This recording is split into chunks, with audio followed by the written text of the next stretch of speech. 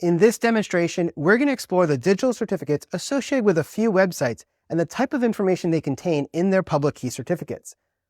On the screen, you see two websites. I have Google on the left and Apple on the right.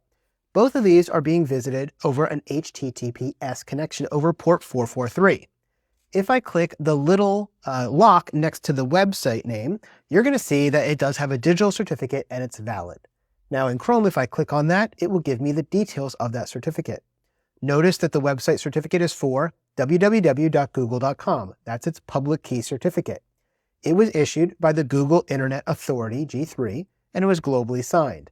Now, if I look at the details of this, I can see who the subject is. Who is the person this was issued to? This digital certificate was issued to Google LLC out of Mountain View, California. It was issued by Google Trust Services, which is one of the big online digital certificate providers.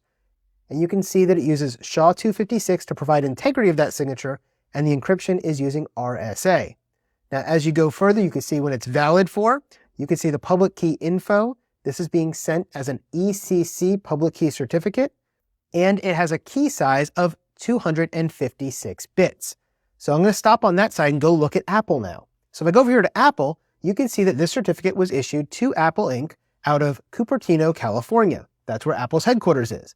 If you scroll down, you'll see who issued it. It wasn't issued by Apple themselves. It was issued by DigiCert, another large digital certificate, high assurance root certificate authority. Now you can also see when it was valid before and valid to. And as you scroll down a little bit further, you'll get the information on its public key information. So on the left with Google, we're using ECC, elliptic curve cryptography. On the right, we're using RSA encryption. Now, why is there a difference there? Well, Google has a very minimalist site, and they also are focused very heavily on mobile browsers. Mobile devices have less processing power than a desktop would. And so if you're visiting a website and you're using a mobile browser, they try to send you an elliptic curve certificate instead, because with a smaller key size, using only 256 bits, we still get a high level of security.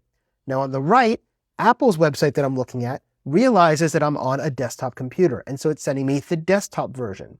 Because the desktop computer has more processing, it can support an RSA encryption certificate. Now, the RSA encryption certificate is using a key size of 2048 bits. Notice this is almost 10 times larger key size than the ECC certificate, but they provide equivalent capability as far as the security that they're going to give you. So that's really the difference between seeing this ECC public key certificate versus an RSA public key certificate.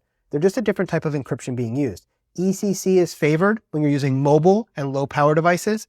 RSA is favored when you're using desktops. And so as you go through, you can figure out all the different pieces of information that make this digital certificate up.